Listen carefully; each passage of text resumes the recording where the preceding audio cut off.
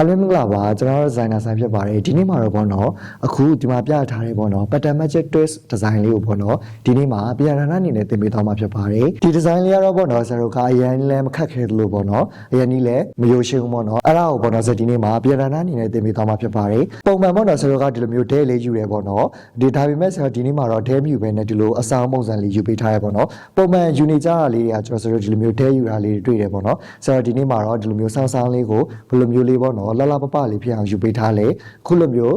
းတရလာပါတိပနေအောင်လို့ပေါ့နော်ဆိုတော့ဘယ်လိုလေးတွေသင်ပေးထားလဲပေါ့နော်ဒီနေ့မှာပေါ့နော်ဆိုတော့ပတ်တန်ယူနီယာစပြီးတော့ပိတ်စာကိုက်နေချုပ်နေတီလေးအသေးစိတ်လေးစဒီနေ့မှာပြောပြသွားမှာဖြစ်ပါတယ်ခဲဒါဆိုရင်ပေါ့နော်ဆရာရဲ့ဗီဒီယိုလေးကိုသွားလိုက်ကြရအောင်ပါပတ်တန် magic twist လေးကိုအခုဆရာတို့ယူပေးမှာဖြစ်ပါတယ်အဲ့တော့အရင်ဆုံးပေါ့နော်ဆရာတို့ကွာပေါ့နော်လက်မပဲသုံးဆရာတို့စင်တီပဲသုံးပေါ့နော်ဒီလိုမျိုးပတ်တန်လေးကိုဆရာတို့အရှိတ်ချမ်းလေးကိုအခုလိုမျိုးလေးပိတ်ရက်ကလေးကူထားပေးရမှာဖြစ်ပါတယ်ခဲဒါဆိုရင်ဆရာတို့ပတ်တန် magic ယူမှာဖြစ်တဲ့အကြောင်းမို့ဆရာတို့အရင်ဆုံးပေါ့နော်ဒီရဲ့ပတ်တန်လေးကိုဆရာတို့ခါနေပြီးတော့ခွဲထုတ်မှာဖြစ်ပါတယ်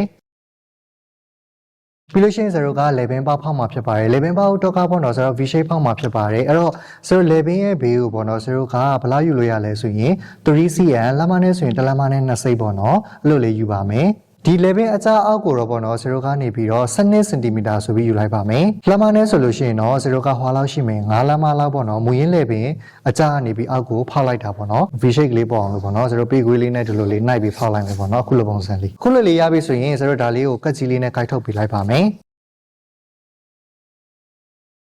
ခုလိုမျိုးလေးပေါ့နော်ဆရာတို့ V shape လေးဖောက်ပြီးသွားပြီဆိုလို့ရှိရင်ဒီမှာအရှေ့ပိတ်ကလေးရှိရပေါ့နော်အရှေ့ပိတ်ကလေးကနေပြီးတော့ဆရာတို့ပေါ့နော်ဒီကနေပြီးတော့ဒီအပေါ်ကို9 cm တက်လိုက်ပါမယ်နော်5 cm ပေါ့နော်ဆိုတော့လက်မနဲ့ဆိုလို့ရှိရင်တော့2လက်မဖြစ်ပါတယ်ဘယ်လောက်တက်မလဲဆိုလို့ရှိရင် 5cm ပေါ့နော်လက်မနဲ့ဆိုရင်တော့2လက်မဖြစ်ပါတယ်ပြီးလို့ရှိရင်ပေါ့နော်ဆိုတော့ရင်ထိတ်ကနေပြီးတော့7 cm ဆိုပြီးတက်လိုက်ပါမယ်လက်မနဲ့ဆိုရင်တော့ဆိုတော့က3လက်မဝင်ချင်းရှိမှာဖြစ်ပါတယ်နော်ခေတာဆိုလို့ရှိရင်အဲ့လိုလေးရပြီဆိုရင်ဆိုတော့ပေါ့နော်ဒီမှာဆိုလို့ရှိရင်ဂျိုင်းရှိရပေါ့နော်ဂျိုင်းအောက်ကိုတော့ဆိုတော့က 2cm လောက်ဘာလို့လိုက်မလဲဆိုရင်ဆင်းလိုက်မယ်ပေါ့နော်ဆင်းပြီးတော့အမှတ်ကလေးတစ်မှတ်မှတ်လိုက်ပါမယ်နော်မှတ်ပြီးသွားရင်ဆိုတော့ဒီအမှတ်ကလေးတွေကိုဘာလို့မလဲဆိုရင်ဆက်မယ်ပေါ့နော်အစင်စတဲ့တူစလားအကြည့်ပေးပါနော်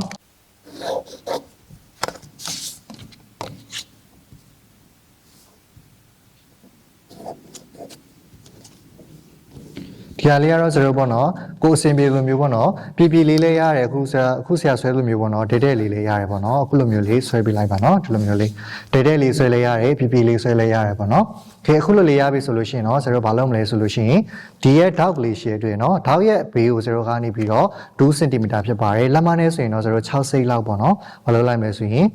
်ထွက်ပြီးတော့ဒီရဲ့ထောက်ကနေပြီးဒီဘက်ကိုဆရာတို့ကထွက်လိုက်မှာဖြစ်ပါတယ်ပြီးလို့ရှိရင်တော့ဆရာတို့ဘာလုပ်လိုက်မလဲဆိုရင်ဒီကအလဲမြင်းလေးရှိဟုတ်တယ်เนาะဒီ center line လေးရှိတဲ့ဥစ္စာမှာ center line လေးနဲ့ခုနကဆိုတော့ 2cm ထွက်ထားတဲ့အမှတ်ကလေးနဲ့ကိုဒီလိုလေးလမ်းဆက်လိုက်မယ်ပေါ့เนาะဒီလိုပုံစံလေးအားလုံးမရမယ်เนาะဒီလေးရပြီဆိုရင်ဆိုတော့ဒါလေးကိုကတ်ချီလေးနဲ့ဆက်ကိုက်ထုတ်လိုက်မှာဖြစ်ပါတယ်ဘယ်လိုကိုက်လိုက်လဲဆိုရင်ဆိုတော့ center line ที่ကိုပေါ့နော်ခုနကဒီဘေးကနေထွက်ထားတဲ့အမှတ်ที่ကိုဆက်ကိုက်လိုက်တယ်ပေါ့နော်ဒါဆိုရင်ပေါ့နော်ဆိုတော့ဒီဘက်တစ်ချမ်းကိုအရင်ဆုံးစပြီးတော့လုပ်မယ်ပေါ့နော်ဒီဘက်တစ်ချမ်းကဆိုတော့ဘယ်လိုယူမလဲဆိုလို့ရှိရင်ဆိုတော့အရင်ဆုံးထောက်ကလေးတွေအရင်ဆုံးထပ်မယ်ပေါ့နော်ထောက်ထပ်တဲ့အချိန်မှာဆိုတော့ဘာလုပ်မလဲဆိုလို့ရှိရင်တိတ်ကလေးတွေတော့ကတ်ထားပေးရမယ်ဒါမှပေါ့နော်ဆိုတော့ဘာဖြစ်မလဲဆိုလို့ရှိရင်ဒီကတ်ကြီးနဲ့လာတောက်တဲ့အချိန်မှာပေါ့နော်ဒီရဲ့ပတ်တန်ကမပြတ်ထွက်သွားမှာဖြစ်တယ်ပေါ့နော်အဲ့တော့ဆိုရင်ဆုံးဘာလုပ်ထားလဲဆိုလို့ရှိရင်ရင်ထိတ်ကလေးကိုဆိုတော့ကတိတ်ကလေးကတ်ထားပါတယ်အဲ့လိုလေးရပြီဆိုရင်ဆိုတော့ဒါလေးကိုကတ်ကြီးလေးနဲ့အခုလိုမျိုးလေးထောက်ကလေးတွေကိုက်ပြီးတော့ထပ်လိုက်ပါမယ်နော်ခုလိုပုံစံလေးပေါ့နော်ဒီလေးရမယ်ဒီလေးရပြီးပြီဆိုလို့ရှိရင်ဆရာကဘာလုပ်မလဲဆိုခုနကဆိုဒီမှာလောက်ထားတဲ့ပုံစံလေးတွေ့လားနော်အဲ့ဒီအတိုင်းလေးပဲဆရာကကတ်ကြီးလေးနဲ့ကိုက်ထုတ်လိုက်ပါမယ်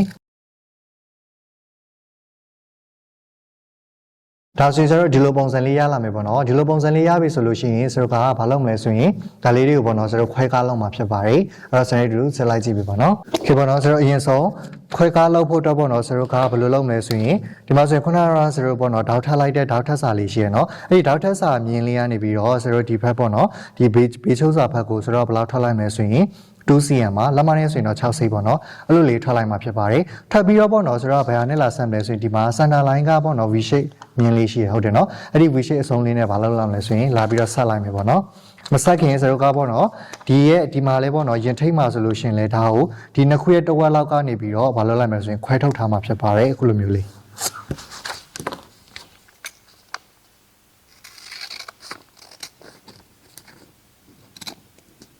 ခုလိုမျိုးလေးဆိုတော့အရင်ဆုံးတစ်ချက်ခွဲထုတ်ထားမယ်ပေါ့နော်ပြီးလို့ရှိရင်ဆိုတော့ခုနကထွက်ထားတဲ့အမတ်ကလေးနဲ့ဒီဘက်ကအမတ်ကလေးနဲ့ကိုလာပြီးတော့ခုလိုမျိုးလေးဆက်လိုက်ပါမယ်ခုလိုမျိုးလေးပေါ့နော်ဆိုတော့ဆက်ပြီးသွားပြီဆိုလို့ရှိရင်တော့ဒါလေးကိုလည်းဆိုတော့ခွဲထုတ်လိုက်မှာဖြစ်ပါတယ်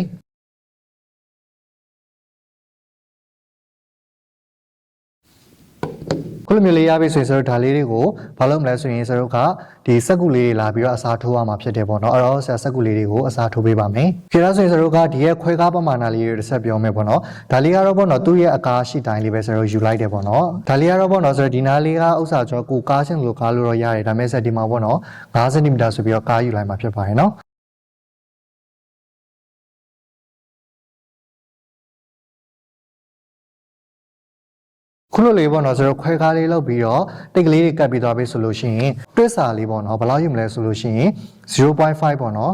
0.5 cm ပါလက်မနဲ့ဆိုလို့ရှိရင်တော့ဆိုတော့ဘယ်လောက်ယူမလဲဆိုရင်2စိတ်လောက်ယူပေးပါနော်โอเคဒီအောက်ကိုလည်းလို့ပဲဒီအောက်ကချွန်မှာလည်းတွစ်စာလေးပေါ့နော်ဆိုတော့0.5 cm ပေါ့နော်လက်မနဲ့ဆိုလို့ရှိရင်တော့ဆိုတော့ဘယ်လောက်ယူမလဲဆိုရင်2စိတ်လောက်ယူပေးမယ်ပေါ့နော်ဒီဥစ္စာလေးကပေါ့နော်ဟိုဘက်ဒီဘက်ဆိုလို့ရှိရင်1လဖြစ်သွားမယ်ပေါ့နော်ဒီတွက်စာလေးကနော်ကြည့်ဒါဆိုရင်ရမယ်နော်ဒါဆိုရင်အဲ့ဒီနှစ်ခုကိုဆိုတော့ယူပြီးသွားပြီဆိုရင်အခုလိုမျိုးလေးပေါ့နော်မြင်းဖြောင်းလေးတစ်ကြောင်ဆွဲချလိုက်ပါမယ်ဒီလိုမျိုးလေးရမလားမသိနော်အဲ့လိုလေးရပြီဆိုရင်ဆိုတော့ပေါ့နော်ဒီမှာဆိုရင်ဘာဖြစ်သွားလဲလွတ်သွားရဲပေါ့နော်လွတ်သွားတဲ့ဥစ္စာလေးတွေကိုသူ့ရဲ့လွတ်သွားတဲ့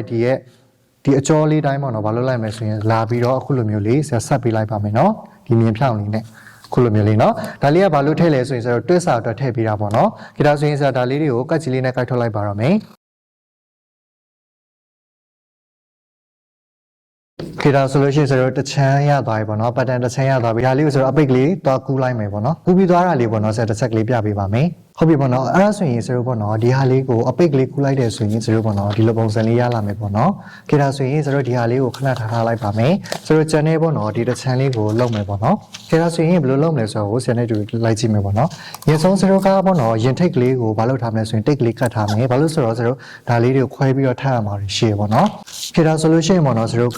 ့ဒီကရင်ထိတ်ကလေးနဲ့ပေါ့နော်ဆိုတော့ဒီမှာဆိုရင် center line V လေးနဲ့ရှေ့လေးအဲ့ဒီ V လေးနဲ့ကိုခုလိုလေးလမ်းပြီးတော့ဆက်လိုက်ပါမယ်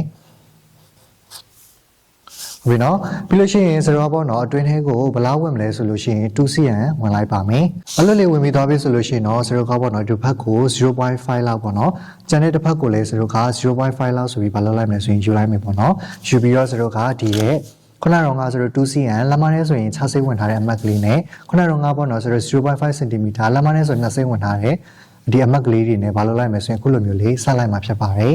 ဟုတ်ပြီနော်ရပြီဆိုလို့ရှိရင်ဆိုတော့ပေါ့နော်ဒီထိတ်အမတ်ကလေးနဲ့ဒီမှာဆိုရင်ဂျိုင်းလေးရှိရပေါ့နော်ဂျိုင်းရဲ့အောက်ကိုဆိုတော့3cm ဆိုပြီးတော့ဝင်လိုက်ပါမယ်ဒီ 3cm ဆိုပြီးတော့ဆင်းလိုက်တဲ့အမတ်ကလေးနဲ့ဆိုတော့ပေါ့နော်ဒီကအမတ်ကလေးနဲ့ကိုလမ်းပြီးတော့အခုလိုလေးဆက်လိုက်မှာဖြစ်ပါတယ်ရှာမယ်နော်ဒါအဲ့ဒါပြီးလို့ရှိရင်ဆိုတော့ဒီ dark လေးကိုထားလိုက်မယ်ပေါ့နော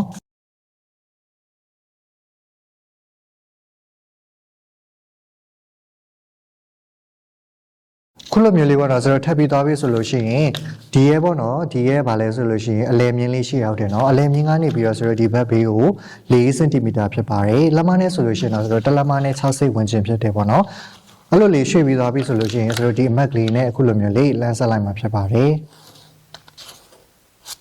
်ရှာမယ်နော်โอเคအခုလိုလေးရပြီဆိုရင်ဆိုတော့ဒါလေးကိုဗာလုပ်လိုက်မယ်ဆိုရင်ဒီလိုမျိုးလေးပေါ့နော်ဒါလေးကိုဒီ3ကန်ချွန်းလေးကိုဆိုတော့ကိုက်ထုတ်လိုက်မှာဖြစ်ပါတယ်ဒီလိုမျိုးပုံစံလေးရမယ်ပေါ့နော်ဒီဘက်ကကျန်တဲ့တောက်ကလေးကိုဆရာပေါ့နော်ထားလိုက်ပါမယ်ကဲလို့လေထပ်ပြီးသွားပြီဆိုလို့ရှိရင်တော့ဒီရဲ့အကြောင်းလေးကတော့ပေါ့နော်ဆိုတော့ဒီခုနကတော့ငါ3 cm လက်မနဲ့ဆိုရင်တစ်လက်မနဲ့2စိတ်ဆင်ထားတဲ့အထိခွဲမယ်ဒီအလဲအကြောင်းလေးကတော့ပေါ့နော်ဆိုတော့ရင်ထိတ်ထိခွဲမှာဖြစ်ပါတယ်ဒီနောက်ဆုံးအကြောင်းလေးကတော့ဒီခုနကတော့ဆိုတော့4 cm ပေါ့နော်လက်မနဲ့ဆိုရင်တော့တစ်လက်မနဲ့6စိတ်ဝင်ခြင်းအထိကိုခွဲမှာဖြစ်ပါတယ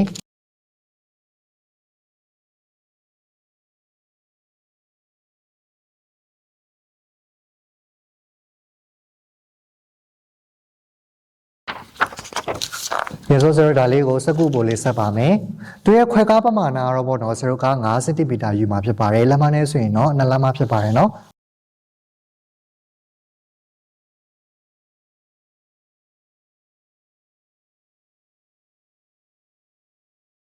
ဟ ဘေးစရိုးပေါ့နော်ဒီဘက်ကဒီအောက်နောက်ဆုံးခွဲလိုက်တဲ့ဥစ္စာလေးကိုကျွန်တော်စရိုးကဒီမှာဆိုရင်ဒီခွဲကားပမာဏလေးကတော့စရိုး6 cm ပေါ့နော်လက်မနဲ့ဆိုလို့ရှိရင်တော့စရိုးက2လက်မနဲ့40ဝင်ချင်းဖြစ်ပါတယ်ဒါလေးကိုစရိုးခွဲကားလုပ်မယ်ပေါ့နော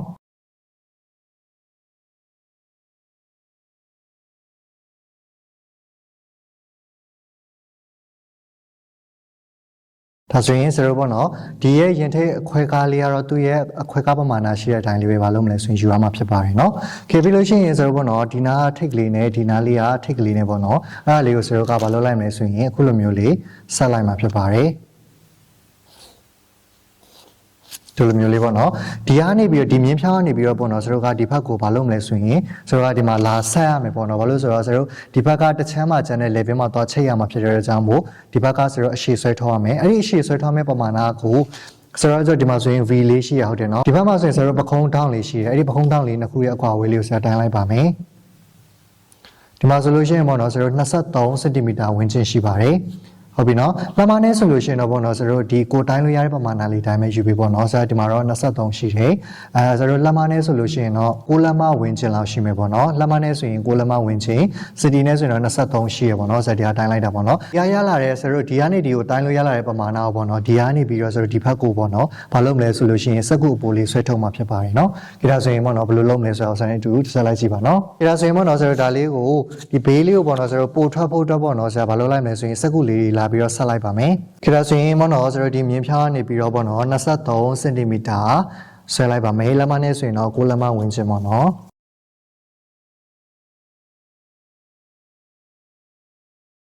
်လေးရပြီဆိုရင်ဒါလေးကိုတခုလိုလေးဆိုတော့ဒီတောင်းလေးနဲ့ဆက်မှာပေါ့နော်အဲ့တော့ဆိုတော့ဒီတောင်းလေးနဲ့ဆက်လိုက်ပါမယ်ဒီဘက်ကလည်းအဲ့လိုပဲပေါ့နော်ဆိုတော့ဒီလိုမျိုးလေးဆက်လိုက်ပါမယ်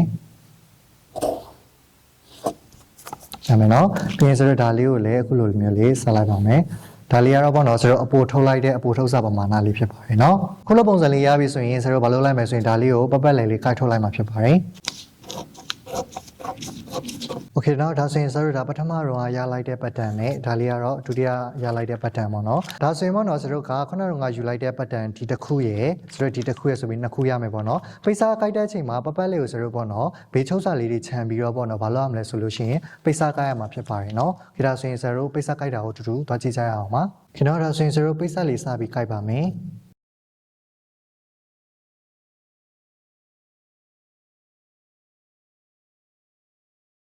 အခုလိုမျိုးပေါ့နော်ဆိုတော့ပတ်ပတ်လေးလေးကိုက်လိုက်တဲ့ဆိုရင်ဒီလိုပုံစံလေးထွက်လာမှာဖြစ်ပါတယ်။ခေဒါဆိုရင်ဒါလေးရပြီဆိုရင်ဆိုတော့နောက်ထပ် pattern တစ်ခုကိုသွားပြီးတော့ကိုက်ပါမယ်နော်။ဟုတ်ပြီနော်အခုဒီဥစ္စာလေးကိုလည်းဆိုတော့ပေါ့နော်ပတ်ပတ်လေးလေးကိုက်လိုက်ပါမယ်နော်။ချုပ်စာလေးတွေဆန်ပြီးတော့ပေါ့နော်။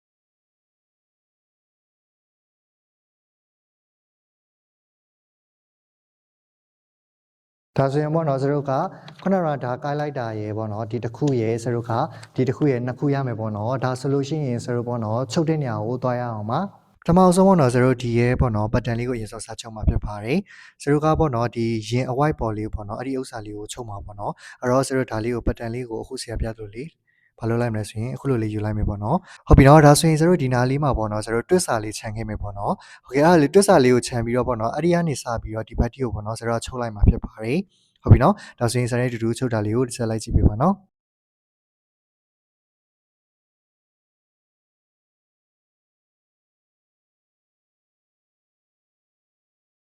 ဒီ pattern လေးကကျတော့ပေါ့နော်ပတ်ပတ်လည်လေးကိုမလုပ်မလဲဆိုရင်ချုပ်သွားမှာဖြစ်ပါတယ်ဒီဒါဆိုရင်ပေါ့နော်ဆရာမင်းတော့မနေပြတော့ဘူးဘယ်လိုနေရမလဲဆိုတာပဲပြပေးလိုက်ပါတယ်နော်ဒါလေးနေပြီးသွားပြီဆိုလို့ရှင်တော့ပေါ့နော်ဆရာတို့ချုပ်တာပြီးသွားမှာပေါ့နော်ဒီအယုတ်မှာတော့ဝက်တာလေးကိုဒါလေးနေပြီးသွားရင်ဆရာတစ်ဆက်ပြပေးပါမယ်နော်အခုလိုမျိုးပေါ့နော်ဆရာရဲ့ပြန်လည်နာဗီဒီယိုကိုအဆုံးထိကြည့်ပေးတဲ့အတွက်အားလုံးကိုကျေးဇူးတင်ပါတယ်ဒီနေ့သင်ပေးသွားတဲ့ပေါ့နော်ဒီ pattern magic twist လေးကိုပေါ့နော်အားလုံးပဲရမယ်လို့လည်းဆရာအနေနဲ့မျှော်လင့်နေပေါ့နော်အခုလိုမျိုး pattern magic twist design လေးတွေဆရာရဲ့ပေါ့နော်ပြန်လည်နာလေးတွေကိုသဘောကျရဲဆိုလို့ရှိရင်တော့ပေါ့နော်ဒီဗီဒီယိုလေးကို like share လုပ်တော့မေးပါတယ်တော့ဆိုတော့နောက်နေ့နောက်ဗီဒီယိုမှာလည်းဘယ်လိုတွေသင်ပေးထားမလဲဆိုတာကိုစောင့်မျှော်ကြည့်ရှုပေးကြပါအောင်နော်ဒီနေ့ဗီဒီယိုကဒီလောက်ပါပဲအားလုံးပဲကျေးဇူးတင်ပါတယ်နောက်ဗီဒီယိုမှာပြန်လည်ဆုံတွေ့ကြပါမယ်